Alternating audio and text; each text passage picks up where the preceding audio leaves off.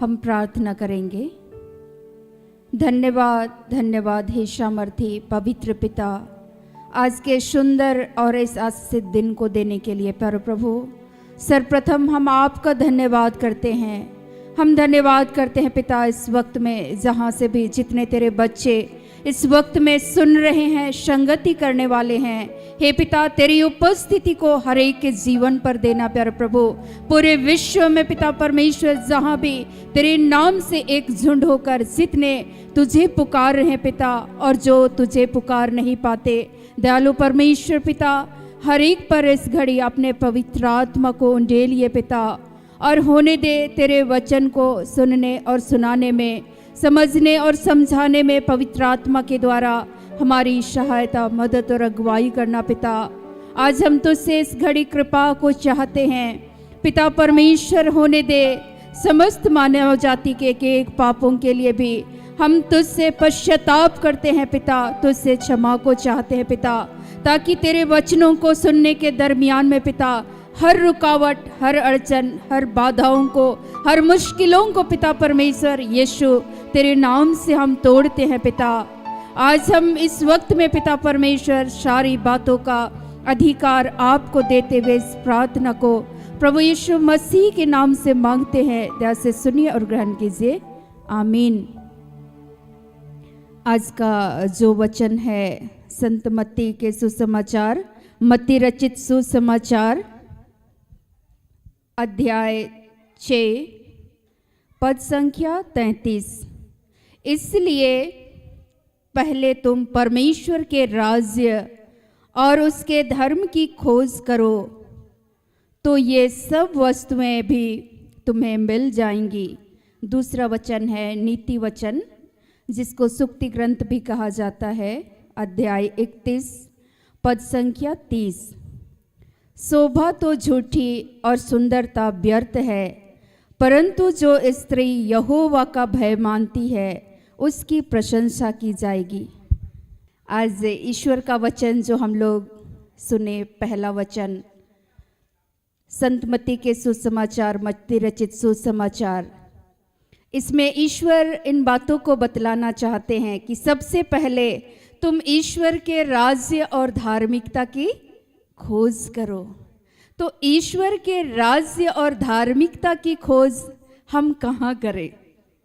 प्रश्न चिन्ह कि आज हम ईश्वर को कैसे जाने, कैसे खोजे, कैसे ढूंढे प्रभु को। लेकिन प्रभु को ढूंढने के लिए हमको उसके निकट आना होगा। ईश्वर को प्राप्त करने के लिए, ईश्वर को जानने के लिए हमें वचन को पढ़ना होगा, प्रभु की संगति करनी होगी, तब जा करके हम ईश्वर की उपस्थिति को, ईश्वर को प्राप्त कर पाएंगे। और वो ईश्वर हमारे और आप सबों के अंदर रहना चाहता है। वो परमेश्वर हमारे और आपके साथ चलना चाहता है। आज का जो वचन है, दोनों वचन को मिलाते हुए मैं बतलाना चाहूँगी। वचन में कहा गया कि जो स्त्री ईश्वर का भय मानती है, उस स्त्री के जीवन में ईश्वर की आशीष और ईश्वर की कृपाएं मिलती है। लेकिन सर्वप्रथम आज के इस व्यस्तता भरी इस जिंदगी में आज सर्वप्रथम लोग ईश्वर का भय मानना ही क्या कर देते हैं? छोड़ देते हैं। हम सर्वप्रथम सांसारिक चीजों की खोज करते हैं। ईश्वर के राज्य और धार्मिकता की खोज करने के बजाय हम संसार के धन, दौलत, शोहरत, हम लोग चाहते हैं कि लोग हमारी तारीफ करें, बड़ाई करें, हम अच्छे से तैयार हों, और हमारे जीवन में हम सांसारिक चीज़ों के पीछे ही अक्सर भागते चले जाते हैं। और ये अभिलाषाएं, ये संसार की सारी चीज़ें एक दिन समाप्त हो जाएंगी। लेकिन जो आज ईश्वर का वचन हम लोगों को दिया गया है कि यदि आप ईश्वर के राज्य और धार्मिकता की खोज करेंगे, प्रभु को ढूंढेंगे अपने हर एक कार्य में, तो ईश्वर आपको मिलेंगे और आपके जीवन का, आपके जिंदगी की हर परिस्थिति में परमेश्वर आपका क्या करेंगे? मार्गदर्शन करेंगे, आपकी अगुवाई करेंगे। ईश्वर का वचन कहता है कि यहोवा का भय मानना बुद्धि का आरंभ है। ईश्वर का भय में अगर आप जीते हैं, ईश्वर को ढूंढते हैं, तो ईश्वर का आत्मा नित्य प्रतिदिन आपके दैनिक कार्यों में आपकी सहायता, मदद और अगुवाई करते हैं। कैसे आपको परिवार को संचालित करना है, कैसे आपको अपने कर्तव्यों को ईमानदारी पूर्वक करना है, इस कार्य में परमेश्वर आपकी सहायता करते हैं। सचमुच में प्रभु का वचन लिखा हुआ है यूहन्ना के पत्री वचन में लिखा हुआ है, अध्याय 2 पद संख्या 17, संसार और उसकी अभिलाषाएं दोनों मिटते जाते हैं, पर जो परमेश्वर की इच्छा पर चलता है वह सर्वदा बना रहेगा। यदि आप प्रभु को ढूंढते हुए अगर आप जीवन को जीते हैं, अपने परिवार का देखभाल करते हैं, तो निश्चय प्रभु की आशीष और कृपाएं आपके पूरे परिवार में ईश्वर की आशीष और कृपा बनी रहेगी। लेकिन यदि आप संसार की चीजें, संसार के अभिलाषा, धन संपत्ति, मान शोहरत, इन सब के पीछे जाएंगे तो ये सारा चीज क्या हो जाएगा? समाप्त हो जाएगा। लेकिन ईश्वर के भय में यदि आप जीवन को जीते हैं, प्रभु की आशीष, अनुग्रह और कृपाएं आपके जीवन में मिलेगी। आपको मान सम्मान, जीवन के हर क्षेत्र में प्रभु की अनुग्रह, ईश्वर की आशीष प्राप्त होगी। लेकिन आज बहुत सारे हमारी माता बहनें एक पारिवारिक जीवन को जीती हैं, वे परेशान हो जाती है। वे सोचती हैं, सवेरे मैं कुछ बातों को बतलाना चाहूँगी व्यवहारिक जीवन से। कुछ हमारी बहनें, हमारी माताएं सवेरे हड़बड़ा करके लेट से उठती हैं, और लेट से उठती हैं और अपने कार्यों को जब आप प्रभु को समर्पित नहीं करते हैं, ईश्वर का भय में जब आप जीवन नहीं जीते हैं, आपके सभी कार्य में आप इरिटेट हो जाएंगे, चिड़चिड़े हो जाएंगे, और आपका व्यवहारिक जीवन आपके घर में, परिवार में, बच्चों को भी आप गाली देते रहेंगे, इरिटेट हो जाएंगे।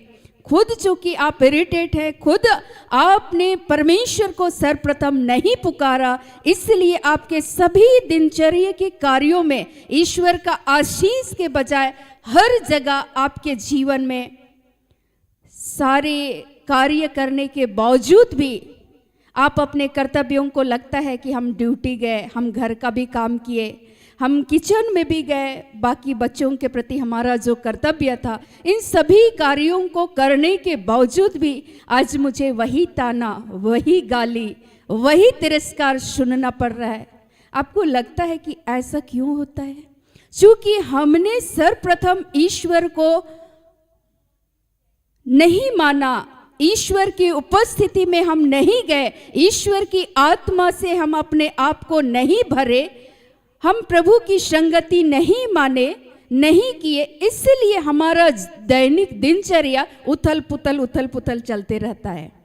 आप कभी ऐसा महसूस किए हैं अपने जीवन में? वाकई में आप महसूस करेंगे कि सारे कार्यों को करने के बावजूद भी आपका मन अशांत हो जाएगा, क्योंकि आप संसार की अभिलाषा, संसार के धन, संसार की शोहरत, संसार के ईमान के पीछे आप भाग रहे हैं। मैं ये नहीं बोल रही हूँ कि ये नहीं करना चाहिए, आपको निश्चय ही अच्छे से तैयार होकर के आपको सारे कार्यों को करना है, लेकिन ईश्वर को सर्वप्रथम स्थान देना है। और पहली प्राथमिकता जब ईश्वर को देंगे, ईश्वर का भय में जब आप जीवन को जिएंगे, प्रभु की आशीष, ईश्वर की कृपा आपके जीवन में मिलेगी। ईश्वर का भय नहीं मानेंगे, आपका मन अशांत हो जाएगा, विचलित हो जाएगा, और आपके सभी कार्यों में अंततः आप परेशान हो जाएंगे। लेकिन उसी का दूसरा खंड है, जो स्त्री ईश्वर का भय मानती है, उसके घर में, उसके सभी कार्यों में ईश्वर उनको आशीर्वाद देंगे। आप नहीं चाहेंगे, लेकिन ईश्वर आपको सम्मान करेंगे। हालेलुया। मुझे याद आ रही थी आज जब मैं इस वचन को पढ़ रही थी, सबसे पहले यदि हम प्रभु को ढूंढेंगे, प्रभु की उपस्थिति में सर्वप्रथम हम सवेरे जाएंगे। मैं आपको बताऊं, आप 5 से 10 मिनट भी समय आप प्रभु के लिए जरूर दीजिए, क्योंकि अगर आप आज तक ऐसा नहीं किए हैं तो आज से 10 मिनट, आधा घंटा, 15 मिनट, 20 मिनट जरूर प्रभु के साथ जाइए, क्योंकि आप अपने जीवन का, आपके परिवार के सभी कर्तव्यों का निर्वहन प्रभु की उपस्थिति में गए बगैर ईश्वर की कृपाएं आपके कार्यों में नहीं मिलेगी। ईश्वर की आशीष, ईश्वर की कृपा आप चाहते हैं कि आपके जीवन में, परिवार में, आपके कार्यस्थल में मिले, तो आपको ईश्वर का भय मानना ही होगा। और जो भी स्त्री ईश्वर का भय मानती है, उसके जिंदगी को, उसके परिवार को आप देख लीजिए।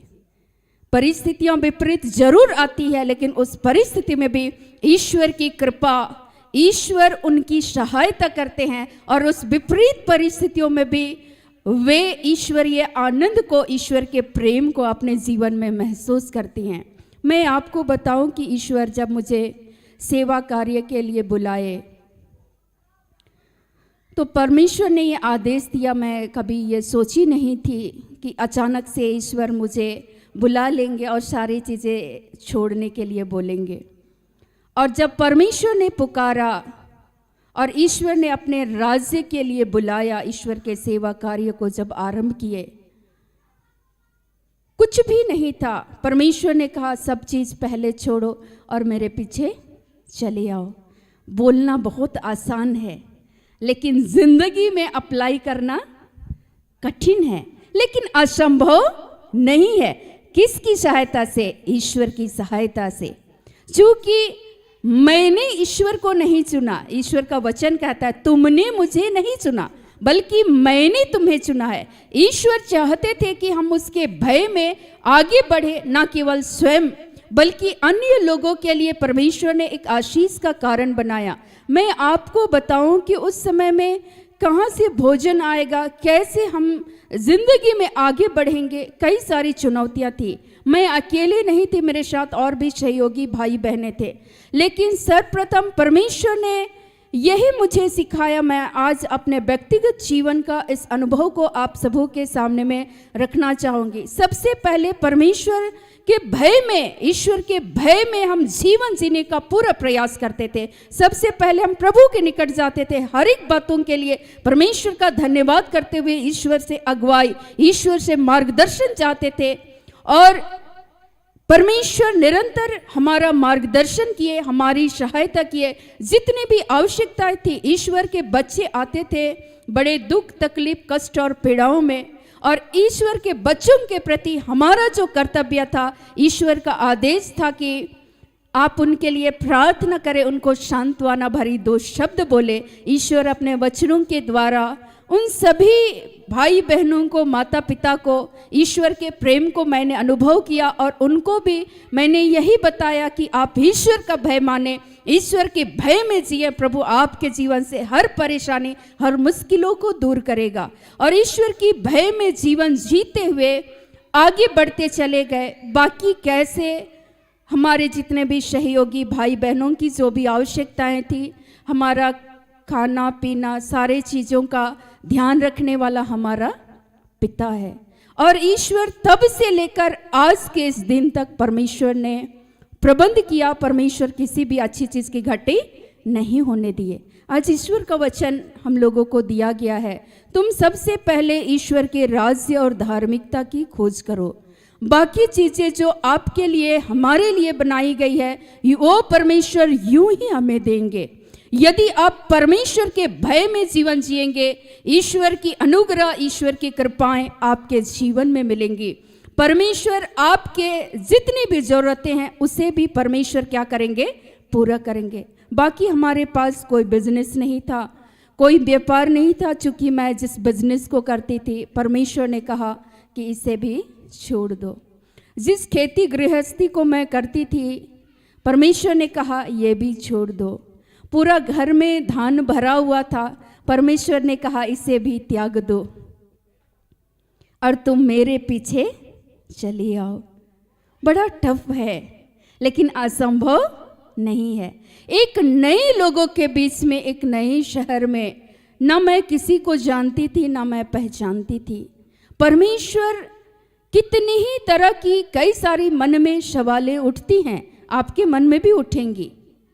मैं भी एक महिला हूँ। एक महिला अगर घर से बाहर निकलती हैं तो उनके मन में लोग तरह तरह की बातें बोलते होंगे, लेकिन ऐसी परिस्थिति में परमेश्वर का भय में निरंतर जीवन को जीने में ईश्वर ने हमारी मदद किया। परमेश्वर हमारा मार्गदर्शन करते रहे कि बेटा आपको इन इन चीज़ों को करते रहना है, बाकी उन सारी बातों का ध्यान रखने वाला मैं हूँ।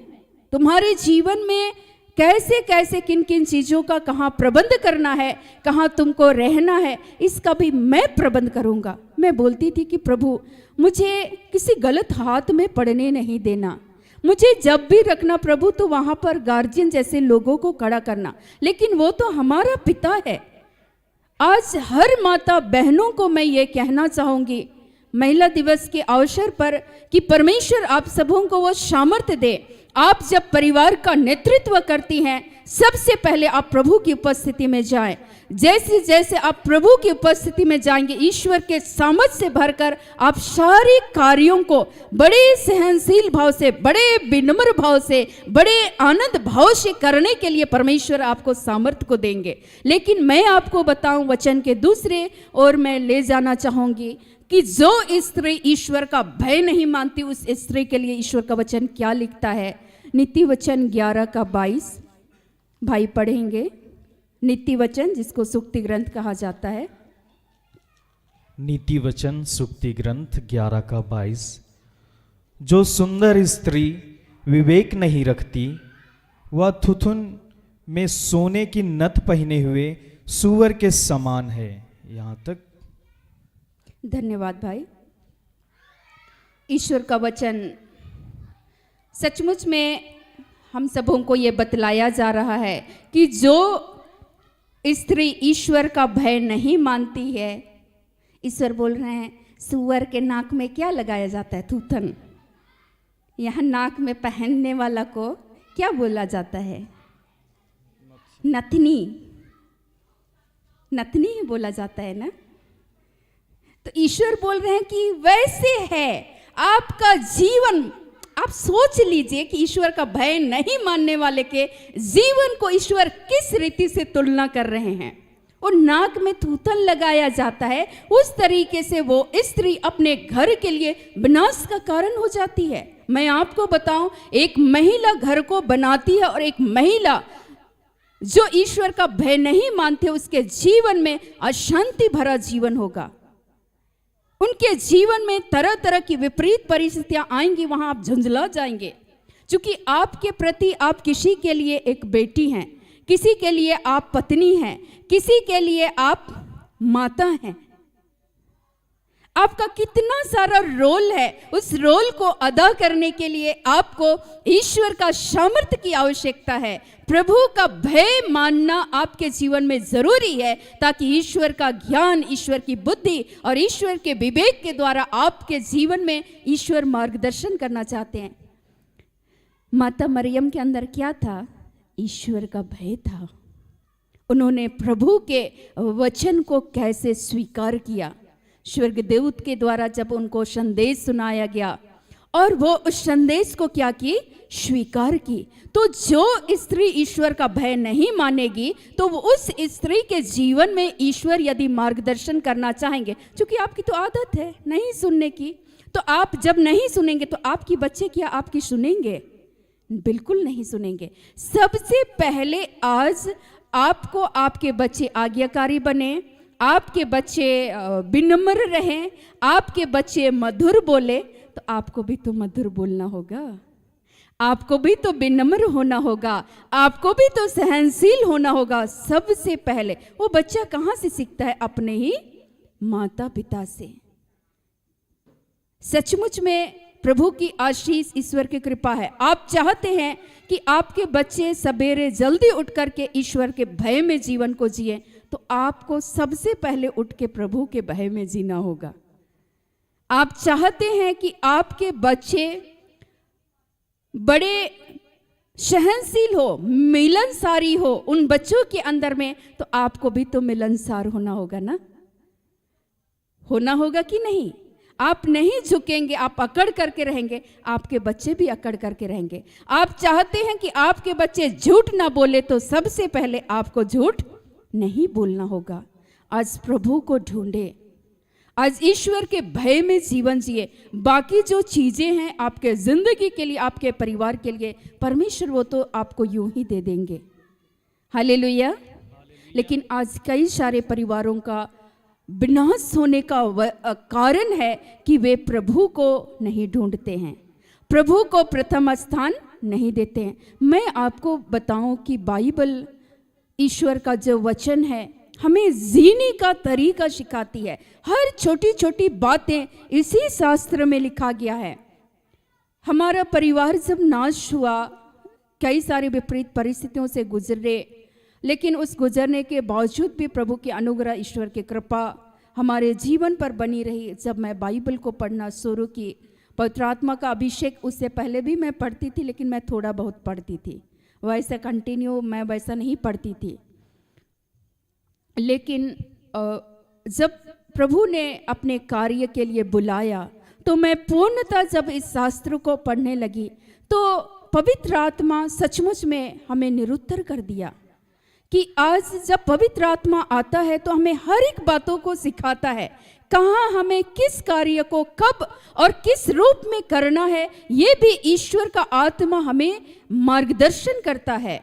और वाकई में परमेश्वर की अनुग्रह के द्वारा परमेश्वर निरंतर हमारा मार्गदर्शन करते रहे, निरंतर आगे बढ़ने में। और उन वचनों को जब पढ़ रहे थे तो मैंने ये पाया कि माता पिता हमें बचपन में स्कूल भेजे पढ़ने के लिए, उन्होंने हमें अक्षर ज्ञान सारा चीज सिखाया, लेकिन हम उन सारी बातों को त्याग कर हम अपने मर्जी के अनुसार जीने लगे। और अपने मर्जी के अनुसार जीने लगे। सांसारिक माँ बाप क्या करते, ईश्वर का भय बच्चे को बचपन में नहीं सिखाते हैं। इस वजह से हम बाकी चीज़ों को हम देखते हैं, बाकी चीज़ों पर हमारा ध्यान केंद्रित होता है, फोकस रहता है सांसारिक बातों पर, और हम उसके पीछे भागे चले जाते हैं। लेकिन जब मैं अपने जीवन का मूल्यांकन की, पवित्र आत्मा ने मुझे निरुत्तर कर दिया कि बेटा तुम्हारे पास पवित्र शास्त्र था, अब तुम्हारे माँ बाप पर आप उंगली नहीं कर सकते हो, क्योंकि आपके अंदर में, आपके पास शास्त्र था, ईश्वर का भय आपके अंदर में था, लेकिन आपने कभी इस शास्त्र को इतने वर्षों में पूरा आपने नहीं पढ़ा। मैंने कहा कि जी प्रभु। अतः हम सारे लोग बहुत सारी डिग्रियां ले लेते हैं, लेकिन जो शास्त्र के माध्यम से ईश्वर हमारे जीवन का निरंतर मार्गदर्शन करना चाहते हैं, उन बातों को त्याग कर हम बाकी सारी सांसारिक बातों के पीछे भागे चले जाते हैं, और अंततः हम इतने परेशान हो जाते हैं, सांसारिक चीज़ों में, सांसारिक बातों में उलझ करके रह जाते हैं, और अंततः हमारा मन अशांत हो जाता है, क्योंकि हमको जैसा प्रभु को ढूंढना था वैसे हमने नहीं ढूंढा। तो आज हम लोग सीखे कि सर्वप्रथम प्रभु की आशीष, हम लोग बहुत सारी बाइबल में बहुत सारी महिलाओं के बारे में वर्णन किया गया है कि जो स्त्री ईश्वर का भय मानते रही, उनके घर में ईश्वर हमेशा उनको आशीर्वाद, अपना आशीर्वाद को दिए। उसके बाद मैंने ये निर्णय लिया, मैंने प्रभु से यही कहा कि प्रभु हमें सामर्थ्य दीजिए कि नित्य प्रतिदिन हम आपके भय में जीवन को जिए, तो नित्य प्रतिदिन हमारा मार्गदर्शन करना, और सवेरे उठते ही आज भी आस भरी दृष्टि से हमें यही होता है कि ईश्वर आज के दिन के लिए आप क्या चाहते हैं, हमारे जीवन का मार्गदर्शन आप कीजिए, हमें किस किस रूप में कार्य करना है, कैसे हमें जिंदगी जीना। आप पूछ के देखिए, वो पिता है, वो आपके जीवन में, आपका हर क्षेत्र में आपकी अगुवाई करेंगे। पति के साथ आपको कैसे रहना है, कैसे बातचीत करना है, कहाँ पर आपको झुकना है, सारी बातें इसी शास्त्र में लिखी गई हैं। कई बार लड़ झगड़ करके जो स्त्री ईश्वर का भय नहीं मानती है, वो एक झगड़ालू भी होती है। सारा चीज वर्णन किया गया है इसी शास्त्र में कि जो स्त्री ईश्वर का भय नहीं मानती है, चिड़ करते हुए अपने घर में अशांत, खुद अशांत है, और अपने भी घर में अशांति को क्या करती है, फैलाती है। क्योंकि आप आप ईश्वर का भय में स्वयं आप नहीं जाते, स्वयं आप नहीं जीते, तो आप अपने परिवार के लिए कैसा मार्गदर्शन करेंगे।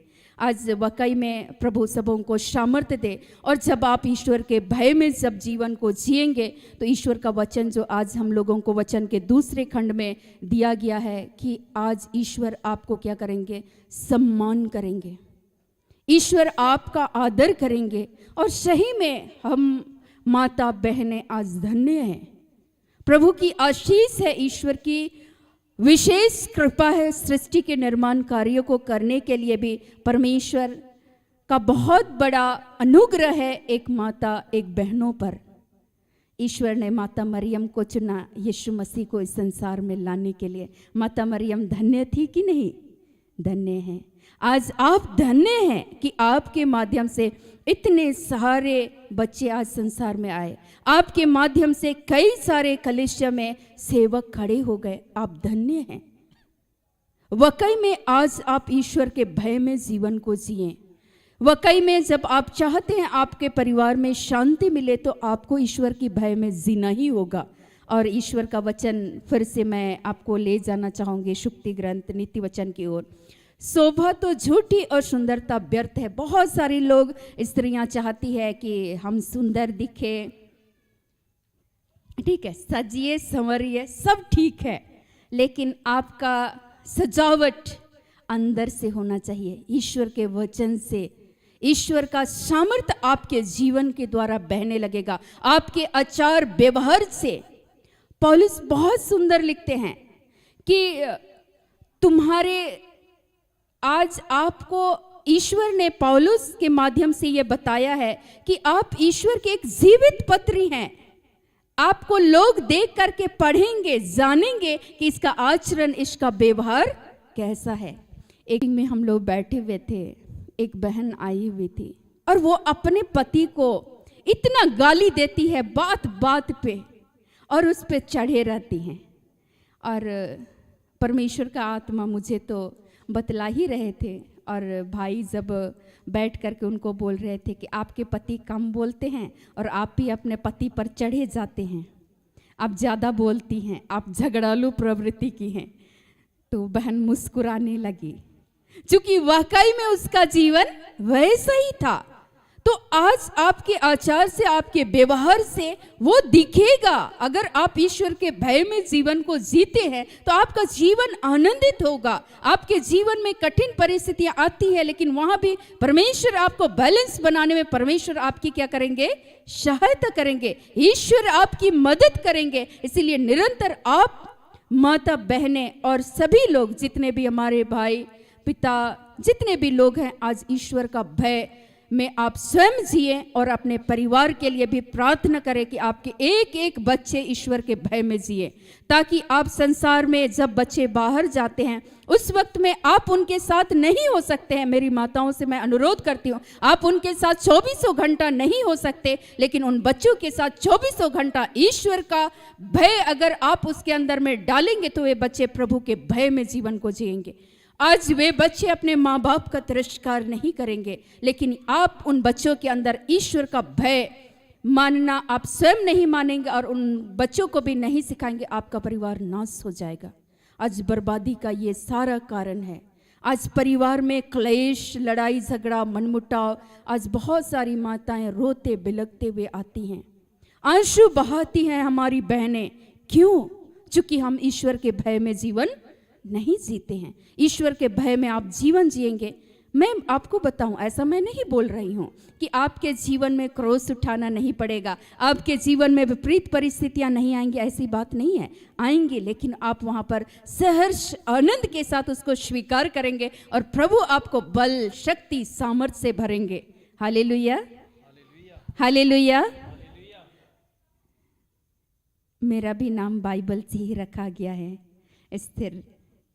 तो मेरे दादाजी मेरा नाम रख दिए, लेकिन वाकई में जब मैं सोचने लगी कि मेरा नाम कहाँ से चुना गया है, तो मेरे दादाजी बताए, मैं छोटी थी तो बाइबल से, तो मैं उसका कैरेक्टर को मैं पढ़ रही थी। मैं सोची कि मैं जानूँ भाई वो स्त्री कौन थी, लेकिन वाकई में उनके अंदर में ईश्वर का भय था और अपने समाज के लोगों के लिए उसने कैसा परमेश्वर का भय में जीवन जीते हुए उनके लिए उन्होंने कैसे उपवास के साथ उन्होंने प्रार्थना किया, अपने ही समाज के लोगों के लिए। एक महिला के अंदर में वो शक्ति है, वो गुण है, उनके अंदर में एक ममता है, उनके अंदर में एक सहनशीलता है, बहुत सारे अच्छे अच्छे गुणों से परमेश्वर ने आपको भरा है। लेकिन आपके अंदर में एक्चुअल में क्या गुण है आप ही भूल जाते हैं। भूल जाते हैं कि नहीं? भूल जाते हैं जब हमारे जीवन में विपरीत परिस्थिति आती है। तो मैं उस स्थिर के अध्याय को, उस बाइबल को जब मैं पढ़ रही थी तो मैंने ये पाया कि वो कैसे एकदम अडिग रही। यहाँ तक कि उस समय राजा के पास जाने का उसका अलाव नहीं था, बिना आज्ञा को वो नहीं जा सकती थी, लेकिन वो पहले ही इधर से प्रार्थना कर रही थी और वहां पर गई।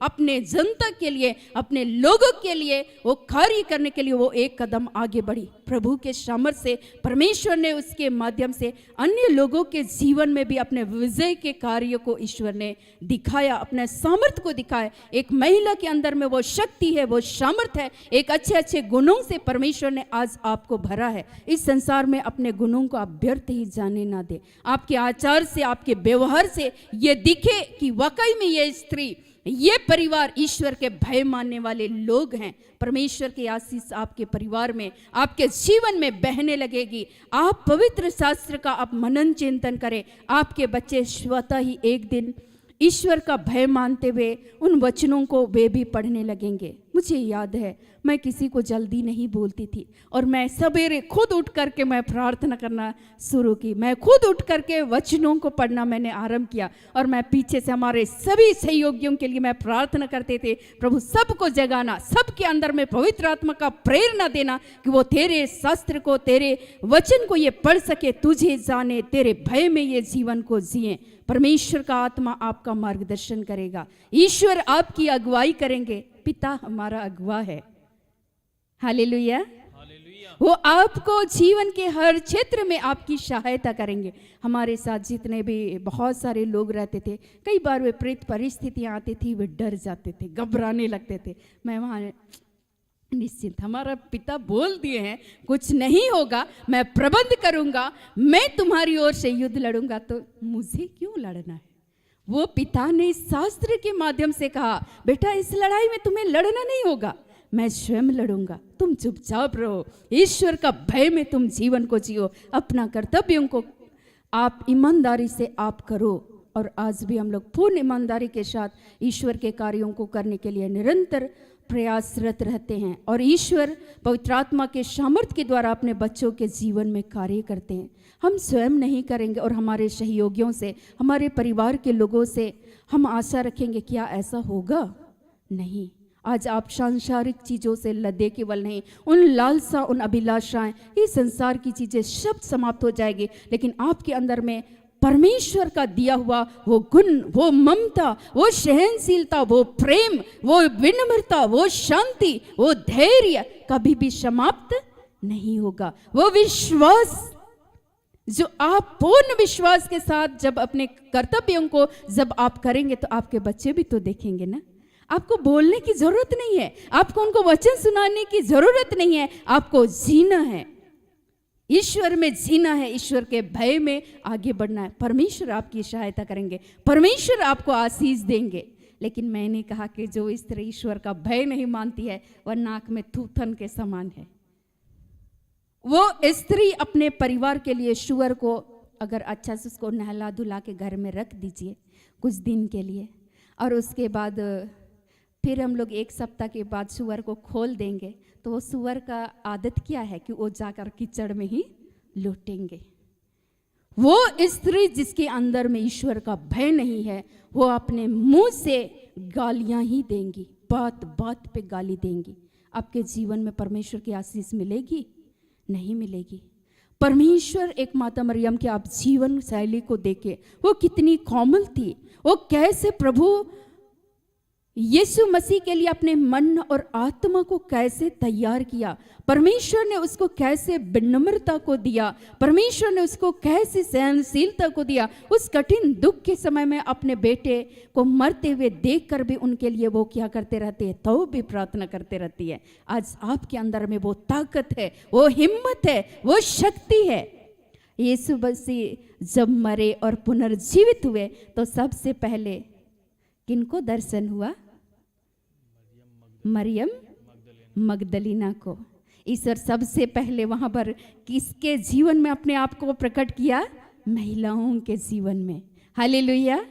तो आप सोचिए कि आप कितने धन्य हैं, लेकिन अपने जीवन को हम यूं ही व्यर्थ की बातों में हम गंवा देते हैं। आज आप जहां है वहां आप ईश्वर के भय में जीवन जिए। प्रभु आपको शक्ति देंगे, सामर्थ्य देंगे, पवित्र आत्मा का अभिषेक देंगे। हालेलुया। तो आज हम लोग क्या सीखे? सबसे पहले हम लोग प्रभु के भय में जीवन जिए, ईश्वर के राज्य और धार्मिकता की क्या करें? खोज करें। बाकी जो चीज़ें हैं आपके परिवार के लिए, आपके बाल बच्चों के लिए, परमेश्वर सारी चीज़ों का यूं ही आपके जीवन में क्या करेंगे? प्रबंध करेंगे। और उसी वचन में लिखा गया है कि जब आप ईश्वर का भय मानेंगे तो लोगों के द्वारा आप जिस जगह पर लज्जित हुए वहां भी ईश्वर आपको सम्मानित करेंगे। हालेलुया। ईश्वर आपके जीवन को देखकर आनंदित होंगे। शपन्य 3:17 में लिखा हुआ, भाई एक बार पढ़ेंगे उस वचन को, बहुत सुंदर लिखा हुआ है कि देखिए ईश्वर के भय में जब आप जीवन जीते हैं, परमेश्वर कितने आपकी वजह से आनंदित होते हैं। हालेलुया। आप उस आनंद को महसूस करें आज अपने जीवन में।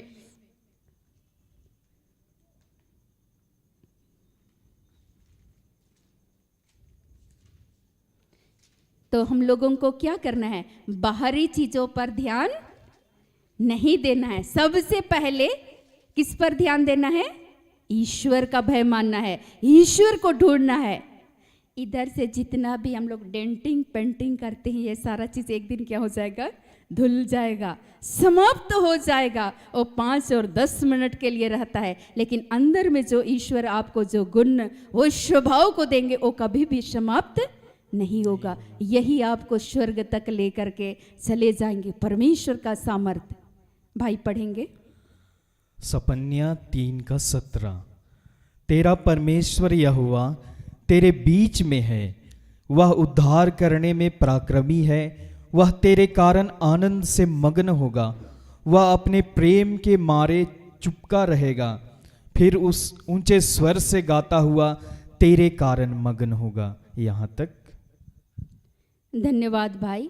ईश्वर बोल रहे हैं कि तेरा परमेश्वर तेरे कारण आनंदित होगा, मग्न होगा। कब? जब आप प्रभु के भय में जीवन जिएंगे। बताइए, ईश्वर बोल रहे हैं बेटा मैं आनंदित हो जाऊंगा। हमारे और आपके भय मानने के द्वारा, ईश्वर का भय जब मानेंगे, प्रभु भी आनंदित होंगे। आपके जीवन में परमेश्वर की शांति, ईश्वर की अनुग्रह, ईश्वर के कृपाएं बहुत तायत से मिलेंगी। और ईश्वर सचमुच में आप जिस भी कार्य में हाथ लगाएंगे, परमेश्वर उसमें भी आपको क्या करेंगे? अपना आशीर्वाद देंगे। और आपको बाकी किसी चीज़ का भी आपको चिंता करने की ज़रूरत नहीं है। आपका ख्याल रखने वाला, आपके परिवारों का ख्याल रखने वाला कौन है? परमेश्वर है। अगर आप परमेश्वर का भय मानते हुए अगर आप अपने दैनिक कार्य को करने के लिए जाते हैं तो आपको काम करने में आनंद आएगा। काम करने के लिए आपको सामर्थ्य मिलेगा। मिलेगा या नहीं मिलेगा? आज आपने संभाला, परमेश्वर ने आपको वो सामर्थ्य को दिया। मैं कभी कभी मैं मनन चिंतन करती हूँ, कितनी हमारी माताएं कितनी मेहनत की होंगी। कितने ही जब हम लोग बिस्तर गंदा किए, रात में उठ करके हमारे कपड़े को चेंज किए, उस माता पिता ने हमें खिलाया, उस माता पिता ने हमें बढ़ाया। कितने जुनून के साथ वे अपने घर में किचन में भी गए काम करने के लिए, फिर बाहर काम करने के लिए गए, फिर घर परिवार का देख रेख, उनका भरण पोषण किस रीति से करना है, इसके लिए भी ईश्वर उनकी सहायता करते हैं, हमें आशीष देते हैं, ईश्वर की कृपाएं मिलती है। तो वाकई में आज हम चाहते हैं कि ईश्वर का आशीष, ईश्वर की कृपा हमारे जीवन में मिले। तो हम सबों को ईश्वर का भय मानना होगा, हमें ईश्वर के राज्य की खोज करना होगा। बाकी चीज़ें हमें प्रभु यूं ही दे देंगे। आइए आज के हर एक वचनों से प्रभु यीशु मसीह हम सबों को बहुत आयत की आशीष और कृपा प्रदान करे। आमीन।